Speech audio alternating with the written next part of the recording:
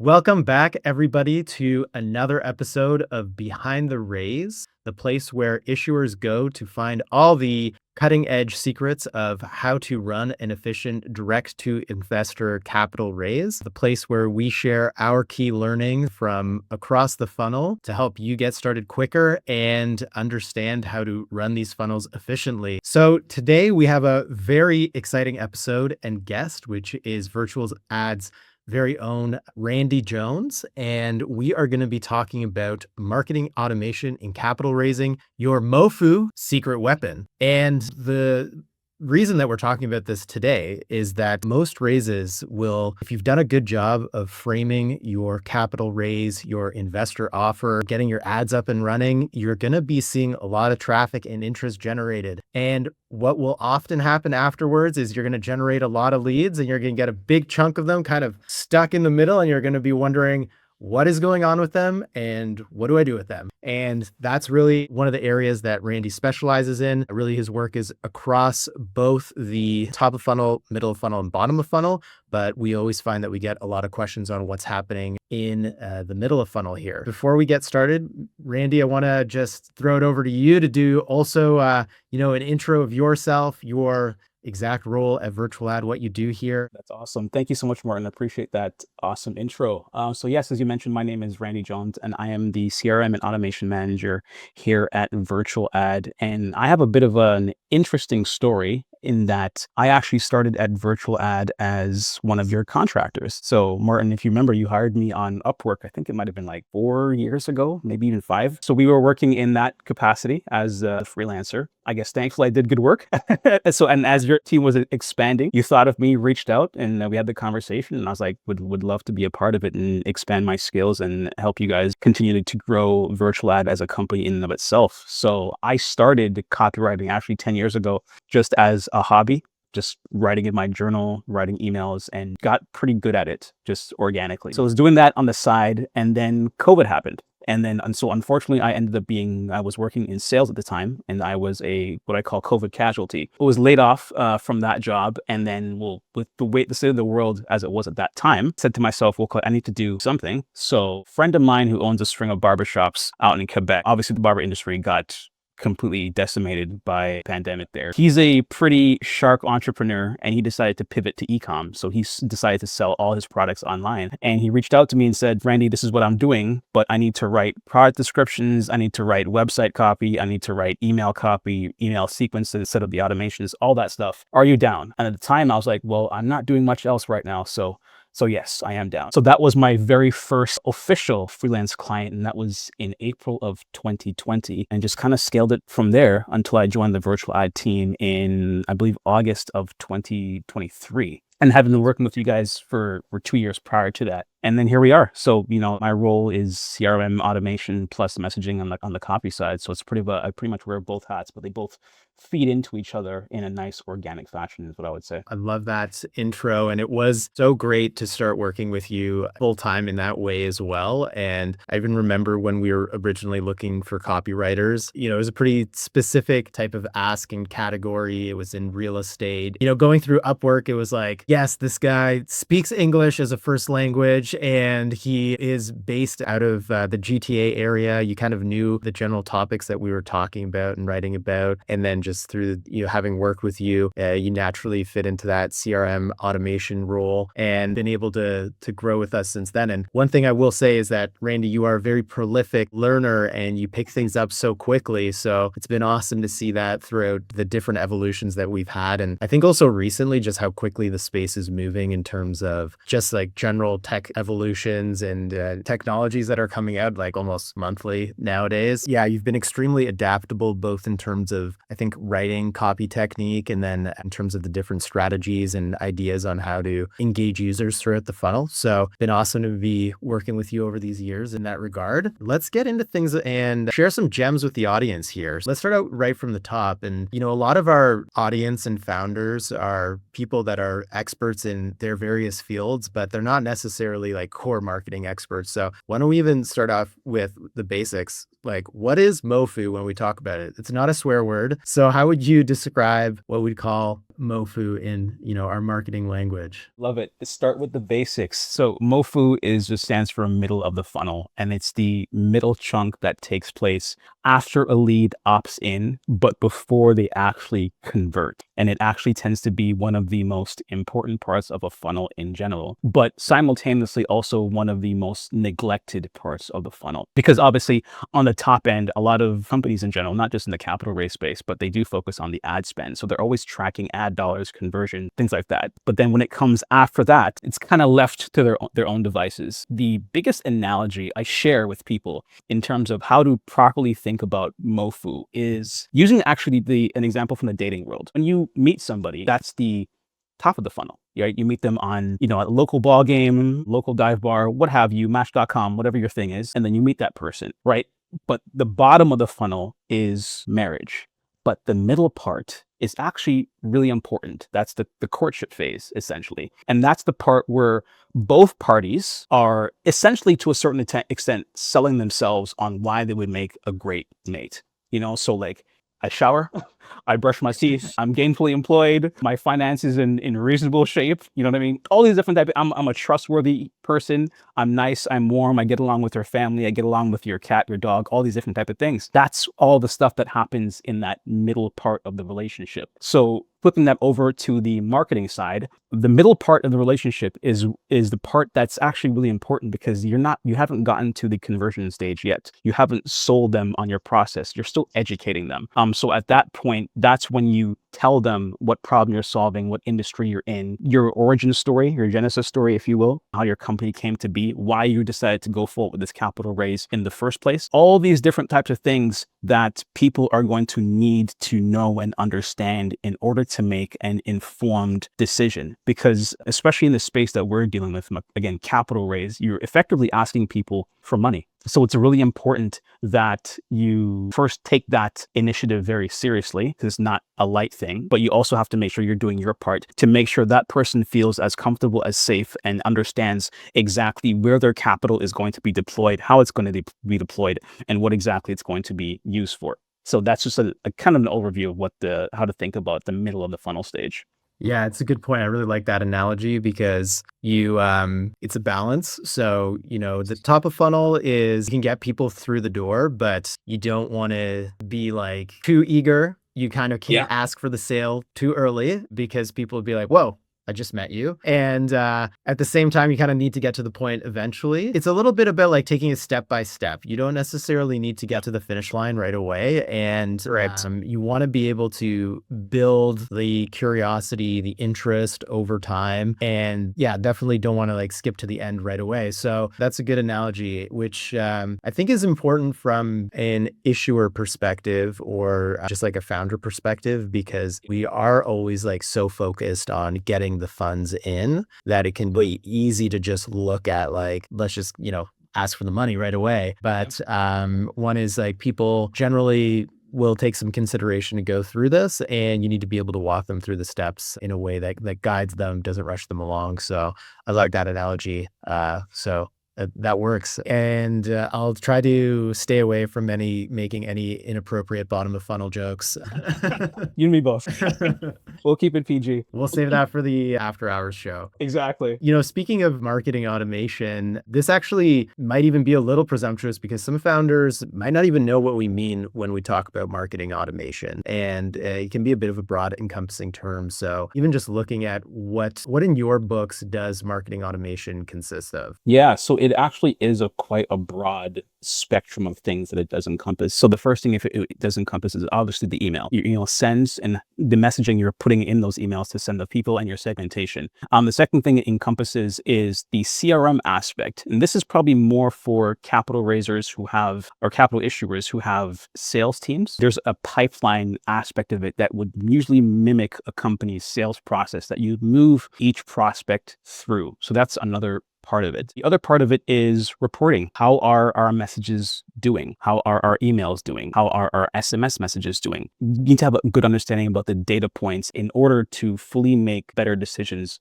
moving forward. So if we see that a group of people, for whatever reason, are not responding to a certain email in one of our sequences, if they're not opening it, well, that's usually a subject line issue. If they're not clicking it, that may be a call to action or a body copy issue. So the data points help us diagnose different things that are taking place within our funnel in order for us to make good decisions, or more profitable decisions, if you will, going forward. Another thing that's not really spoken about when we're speaking about funnels is the behavioral component. So that really, it kind of encompasses, how do our prospects behave to the messages that we send them, and what happens based on those different types of behaviors. So obviously the easiest one to think about is opens versus non-opens. If people are opening a certain email, okay, great. What do we do with those people? If there's an entire different group of people who are not opening those emails, A, what do we do with those people as well? But B, why are they not opening it, right? So what behaviors are people taking that we can kind of match and almost anticipate to a certain degree as well? Because what I really feel is that there's in the automation messaging side, in this world, the entire middle of the funnel world, there's a big behavioral psych component to it as well, which I don't think people are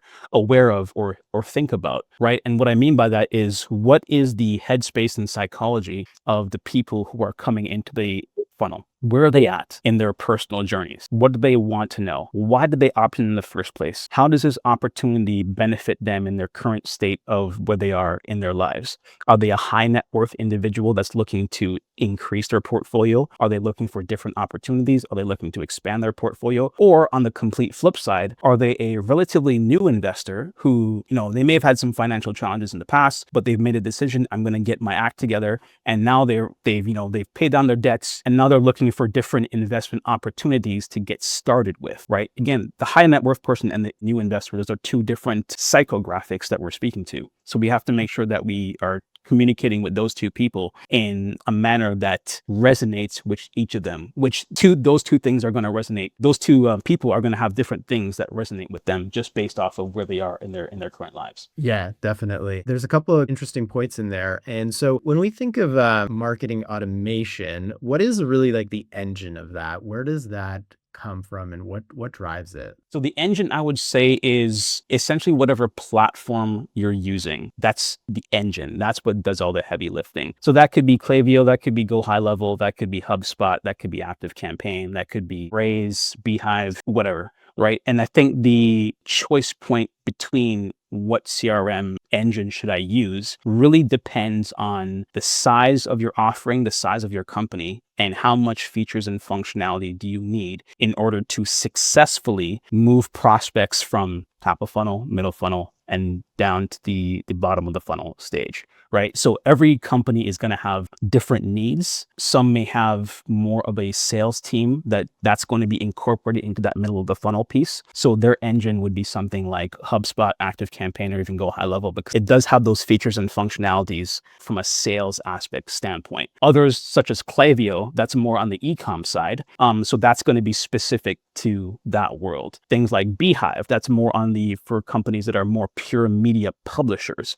That's going to have different functionality for people in that world. So really and truly, I think it comes down to having the issuer fully understand and have a detailed understanding of what it is we're trying to accomplish and what system can help us get us there in the cleanest, fastest, and least convoluted fashion as possible, if that makes sense. Yeah, exactly. Like, you don't need too many bells and whistles. It's actually, I think, about sometimes ease of implementation, ease of use, and understanding what you fully need. Like, sometimes there's that temptation. People look at like Salesforce as this best in class, tool, but it really, to me, is something that's like a large enterprise tool. And if you're more in that like SMB space, and even just managing like a basic sales pipeline, you really don't need like Salesforce. You actually just need the bare bones. And ideally, we do a lot of the reporting, but can have a lot of like in-platform reporting as well. So it's like functionality, ease of use is really important when you're in that beginning of stage versus like complexity. Correct. 100%. 100%. Because oftentimes people will pick platforms based off of hearsay versus based off of their own individual needs. If you have a team, Klaviyo might not be the best thing for you, right? because again, but on the flip side, if you don't have a team and your investment opportunity is, for example, a regulation CF, so a crowdfunding, right, where there's no outside people involved, well then Yeah. Avio actually might be a good option for you in that case. It is a pretty robust system. So I think it's a matter of having really clear insights into what you want, what you need, and how it will be used and deployed throughout the course of your own capital raise. Totally. Going back to something that you're talking about a little bit earlier on the trigger side of things, I thought this would be interesting because basically marketing automation really only activates based on a specific action or a trigger. And it's also like stage based as well. So the next step isn't initiated until something's completed. And I thought it'd be interesting to kind of help issuers understand like what triggers a marketing automation and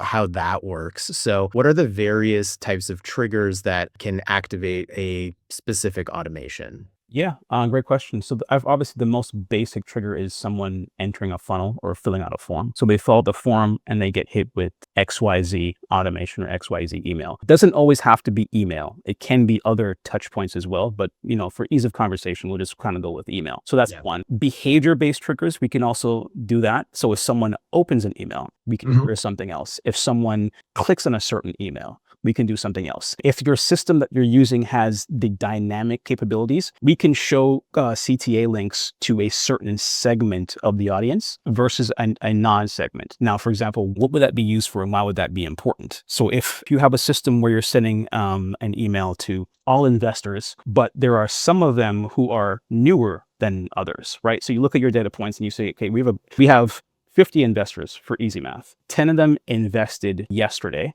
The other 40 invested last month. So for the people, because they're all investors, we want to send them the same email. However, for the 10 people that invested yesterday, maybe we want to give them something extra. Maybe we want to give them some behind the scenes information. Maybe we want to send them a special founder's message that comes directly from the founder. Maybe we want to offer them a phone call directly with the founder so the founder can thank them for their investment directly, right? So we don't want to show that to everybody. We only want to show that to a small segment. You can use a dynamic condition block in your email. So that messaging will only be showed to those 10 people because they are at a different stage of their journey than the other 40. So that's one. Other things are just regular behaviors. So if you do have a team, we can trigger it by phone calls. Was a phone call completed? That can trigger one thing. Did the person not pick up? That can trigger another thing. Did the call go to voicemail? That can trigger something else, right? WhatsApp, we can trigger it by WhatsApp in some systems that they have the WhatsApp integration. So I know Go High Level does have that. So if someone responds to a WhatsApp message, we can send them an entire flow strictly based off of the WhatsApp conversation. We can send entire flows if someone responds to a text message or an SMS message. We can do it if someone goes to a certain website, right? So for example, a lot of issuers will have investment landing pages. So if someone goes to a certain page or clicks on a certain button on a certain page, we can trigger an automation to start in that sense. So what I always like to tell people is that behavioral triggers and just automations in general are really dependent on your creativity. Because whatever you can think of, there's a good chance that there is a platform that can manage it. Again, not all platforms, unfortunately, are created equal, but there's a good chance that if what you're thinking about is fairly reasonable and not super, super crazy, like we want to send, drones to your door or something. But we're not there yet, but I don't doubt it's probably coming. We'll find a way. We'll find a way. Exactly.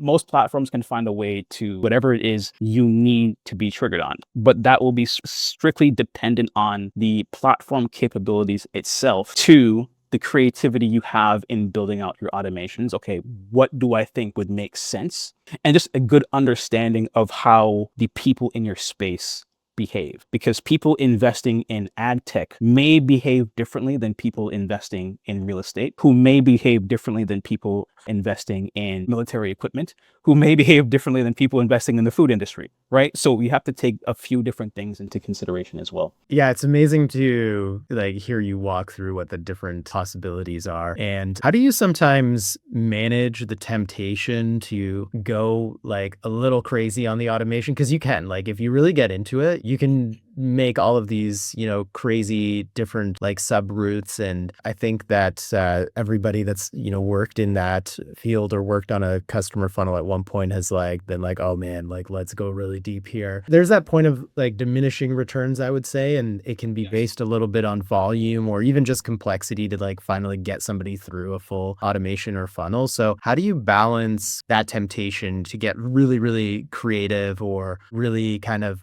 go all out versus the practicality of the outcome? And where do you like kind of draw the line for yourself or for issuer outcomes? It's a really great question. So for me, I would say it's more on a case by case basis. So I'm a fan of iteration and I'm also a fan of simplicity. So what I mean by that is start simple. So start with your basics, start with your welcome. Depending on your investment platform, you can start with an abandoned checkout. You have your thank you, you've got your nurturing, you've got your newsletter. The basics, get those up and running. From there, what I do is look at what's happening in the account. What are prospects doing within the account? And those behaviors will usually dictate how we build out future automations, future branches, expansions, reductions, so on and so forth. So really and truly, if an offering is fairly simple and the simplicity is working, those basic flows that I mentioned earlier, if those are working, I'm really a big fan of if it's not broken, don't fix it. Because ultimately, at the end of the day, each capital issuer, their goal is to meet their raise goals. Their goals are not to become professional email marketers or CRM managers, right? So whatever we can do that gets them to that goal is what works. If it's email, if it's SMS, heck, if it's even carrier pigeon, we incorporate that in, right? So I think a lot of people in the industry kind of gravitate to complexity just because. But I would say leverage complexity as it's needed for the specific situation or client that you are dealing with. So for example, a team with capital raise that does not have a sales team, their automations and their pipeline is going to look significantly different than a capital issuer who has an 8-person sales team. Right? The issuer that has a bigger team, their automations and their funnels are going to look by default slightly more complex than the one that is on the more simple side that doesn't have that sales team. On the flip side, perhaps the company or the issuer that does not have a sales team, maybe they have a fairly complex offering that does require a lot more education, a lot more information, a lot different styles and types of touch points, because we often think of automations and we gravitate to email, which is right, but there is also SMS, there is also video, there's also ringless voicemail, there's also webinars. There's also live streams on social, right? So if you're doing a live stream, you can create an email campaign that directs everybody back to that live stream. So it's really dependent on a case by case. So it really, again, dependent on a case by case and the goal of the issuer and having a good understanding of the prospects that are coming into the pipeline and the ones that currently live there as it stands. And so kind of, following that thread a little bit, what would you say are maybe some big misunderstandings that founders can have about marketing automation in a capital raise? Okay, first one I would say, not thinking about the offering from the point of view of the investor versus them. So obviously all founders are uber passionate about their business. If not, they wouldn't be in business. So they all are naturally biased to thinking their business, their opportunity is the greatest thing since sliced bread, which is fine. And you should think that. If you don't think that, you probably shouldn't be embarking on this journey. However, your audience doesn't necessarily think that. There's a gap between them even knowing you exist and then getting to the point of, oh, this is actually a great opportunity. I do want to make an investment, right? So again, the biggest mistake I see is issuers not looking at things from that standpoint. So that would look like, okay, what do they need to know in order to make a decision? What are the questions they may have that I need to answer ahead of time in order for them to feel confident and comfortable making an investment? What do they need to see from me? Whether it's an investment deck, whether it's founder background stories, whether it's financials, maybe it's a combination of all three. What do they need to see in order to understand that this is a legitimate opportunity? Because I think, especially in the online world that we're in right now, the other piece that capital issuers miss is understanding the architecture in which that capital raise is taking place online. And what I mean by that is that oftentimes you're going to be running ads, and that could be on Meta, Google, TikTok, insert platform here, right? But a lot of those channels essentially act as interruption pieces. So no one goes on Facebook thinking, I'm going to find the next big investment when I doom scroll for the next, 45 minutes. That's probably not what they're thinking. Right? So that's the environment, that's the architecture in which our offer is first being placed. What do I have to do in order to make sure that the person seeing that offer understands it, intrigued by it, and wants to learn more about it? So there's obviously an entire targeting piece as well, but I think there's a big misunderstanding into the psychology of potential investors that's missing, because the natural feeling is, or the natural inclination, if you will, is to, here's what I think of my offering. It's great. This is the minimum investment amount. This is our target raise. Invest today. That's great for you because you know all the details because it's your company. Someone seeing it for the first time doesn't have that context, and they need that context in order to make that decision. Sometimes easy to assume a level of knowledge on the part of the audience. They might already know a certain bit about real estate, or maybe there's sometimes a miss on the issuer part, or even generally when crafting the offer, sometimes to fill in the gaps for what investors are looking for, because they really are starting from usually a ground zero place. So it's about, providing a bit more background information, not skipping directly into the offer. Building that curiosity at the beginning is important. We were talking about this with Danielle when she was on, which was kind of moving slowly step by step. And I think you also mentioned it as well when you were going through your analysis there, which is in the ad, you ultimately you don't need to sell them on the investment in the ad right away. You want to be able to get them to the landing page, or to book the call, to have the interest to start the conversation, but they're not necessarily booking a call to place the investment with you on that call. They're ultimately calling to get more information or learn more about the opportunity. So you want to give enough information that they're calling to have an informed discussion. You need to give them enough information so the discussion's informed, but it's not one where they're just hey, this looks really interesting, but I know nothing about it. That's also not helpful, but you can book a lot of calls that way because you can have a really interesting hook, but it's not the most productive for the sales team. So there's definitely a balance there that you need to strike. And to your point around that temptation sometimes to go straight to the offer, you can skip that for a little bit. So I think that's a good point. Looking at some, automation,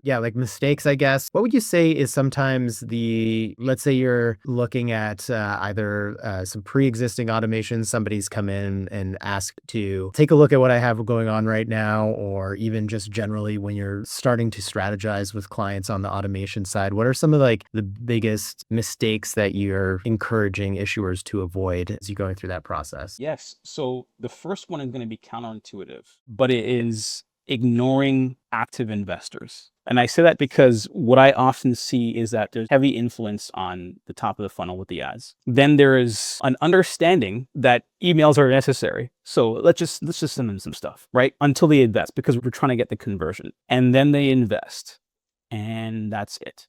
They get a thank you email, that's it, or a quarterly update. The challenge there is, again, thinking back to the framework. They saw an ad on the internet. The messaging was compelling enough. That ad allowed them to click over to the landing page. The messaging on the landing page was compelling enough that it allowed them to opt in.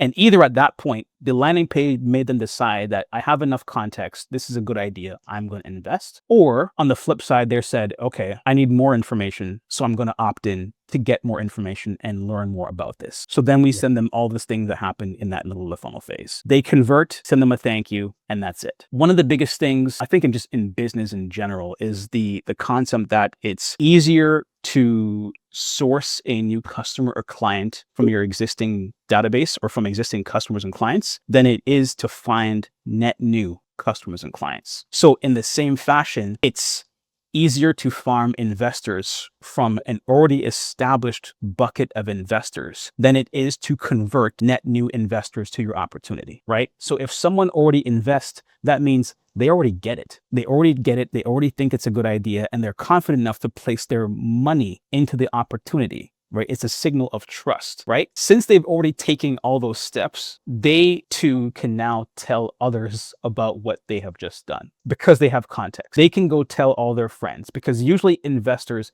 especially the high net worth ones, usually don't live in a bubble. They're usually around other high net worth investors, entrepreneurs, business people, so on and so forth. So if investor A invests in company A and thinks it's a great opportunity, there's a good chance that investor A can go and tell his friends, investor B, C, D, E, F, that this is a great opportunity. You guys should check it out. So I think one of the biggest mistakes that people miss out on is investor sequences. Investor sequences to essentially intentionally spur referrals, because oftentimes we think of referrals as things that just kind of happen by happenstance. Oh, someone had a good experience with my company and they told their two best friends, and one of them came to me, and then that was great. But what if there was a way to intentionally generate and create referrals from a segment of individuals who have already overcome those trust barriers, knowledge barriers, understanding barriers? They've already done that. They've already invested. They've crossed that finish line. I think it's highly valuable to farm those people for other people like them. Kind of similar to how Meta uses lookalikes, right? They take the profile of one target audience and find other people who have similar properties to those initial group. It's the same idea. We're taking our investor group, investor segment, and looking for other people who have similar qualities. And there's a good chance that they already have that in their organic circle of people they interact with on a daily basis. That's the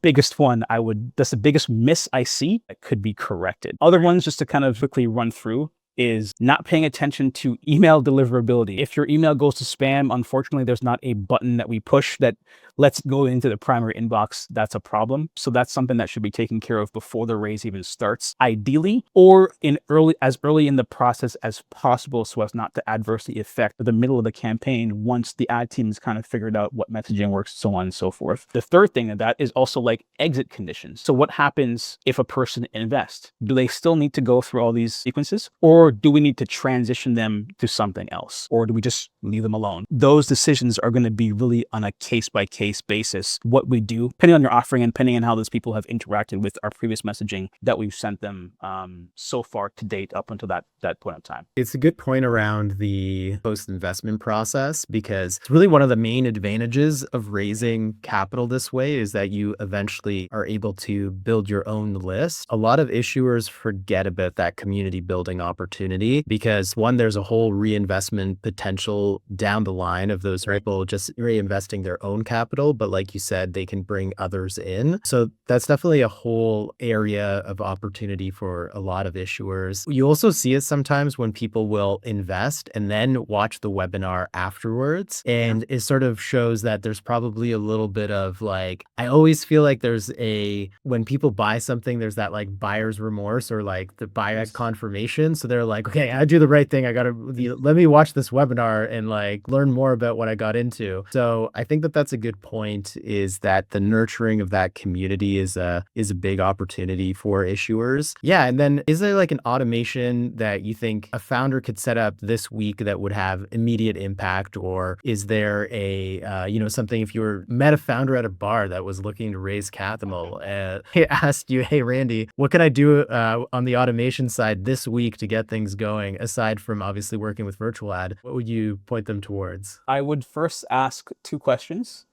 First question would be, do you currently have anyone in your pipeline as it stands? If you do have people in your pipeline, I would recommend a re-engagement sequence. But I would start with, so there's a marketer, his name is Dean Jackson, and he's also Canadian. I'm not sure if you knew that. He's from Georgetown. He has this thing called the 9-word email, which is essentially like to re-engage cold prospects. And all it is just subject line, hi name, are you still interested in blank? That's the entire email. And what that does, it allows people to self-select, and it allows you as the issuer to gauge behavior. So anybody who, first of all, opens the email, that's a start, right? They're paying attention. If someone responds, actually, I am still interested in investing in military technology, for example. Great. Perfect. Now that's a behavioral trigger. So we can use that, to our earlier point in the conversation. That can be a behavioral trigger we can use, and we can funnel those people who respond to said email into a more fleshed out sequence. So that's what I would start with. So that's the first question. If the second question would be, if you don't have that and you're starting net new, I would recommend an educational email course, also known as a welcome sequence, but I framed it that way intentionally. Here's why. An educational email course is hyper effective from a capital raise standpoint because of the simple infrastructure, like I mentioned, that capital raises are situated in. Coming from Facebook, they're coming into the funnel, they need to know more. The educational email course is your opportunity to do that. It's your opportunity to tell them about the problem your company is solving, why you started your company, the investment details, where the funds are going to be used, how you're going to mitigate risk and be transparent in any risk that do exist. Side note, it is important to tell people about the risk in your capital raise. Don't just say you're guaranteed to increase your investment. Tell people about the risk. Trust is a big deal, and it Yeah. works, right? It's just not good morally. It's really good marketing strategy. Trust is really important. The educational email sequence does all that. And as that being the first entry point into your funnel, it gives people everything they need to know right off the hop. So I was speaking to Mina, our data analyst, and she gave me an interesting stat. And she said that for the capital raises without sales teams, and when the investment ticket is between $500 and $1,000, the investment actually takes place in 24 to 36 hours. When the investment ratio is more high ticket, that process can be as long as 2 months. That's That right. tells me a few things. One, people who have the lower amounts, the $500 to $1,000 to invest, they look at these things as opportunities to expand their portfolio or get started. So there's probably a good chance they're a fairly new investor, and they're like, okay, I can spend this $1,000 on sneakers, or I can invest it in my future into something that's potentially gonna pay me back somewhere down the road. So they choose the latter in that situation. Great. But for someone who's coming in and saying, okay, well, I have $250,000 that I want to place, there's a bit more needs to be done there, right? So the educational email sequence may not capture those people, but it will move them a hell of a lot further down the line. So they'll be more confident as to how and why they can deploy their $250,000 with your opportunities specifically.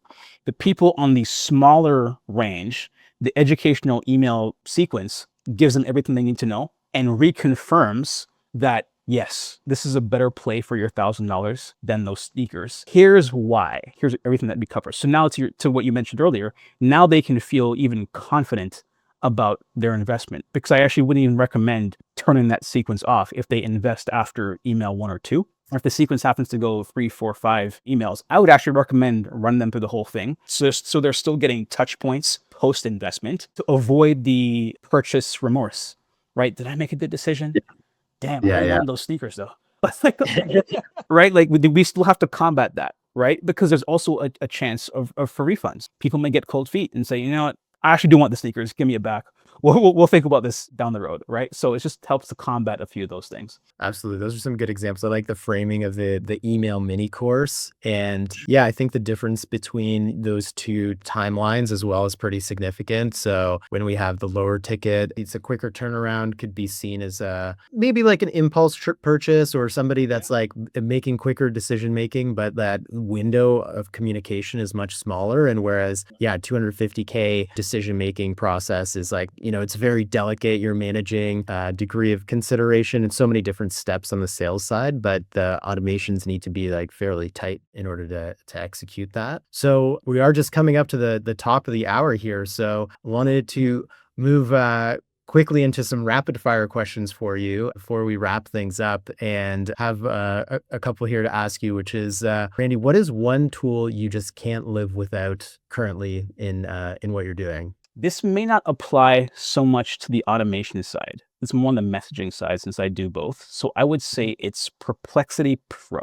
That because it allows me to quickly research and validate data points and facts in a much cleaner way than, having 12 tabs open with a bunch of different Google searches on them. So Perplexity Pro has been low key, probably the most invaluable tool in my stack in the last 3 months, I would say, because I used to use the regular version, but I was like, I'll make the investment. And I don't regret it at all. So yeah. I got to Yeah. get into the Perplexity game. I've been hearing good things. You have a hot take for the audience to get the marketing community up in arms. Yes. So the email marketing community can get their pitchforks out. Open rates are overrated. Here's why I'm coming with that. And maybe not everybody in the community will get their pitchforks out, because I feel like seasoned email marketers share that exact same sentiment. So here's why I say that they're slightly irrelevant. Probably a poor choice of word. They're not irrelevant, but they're overhyped.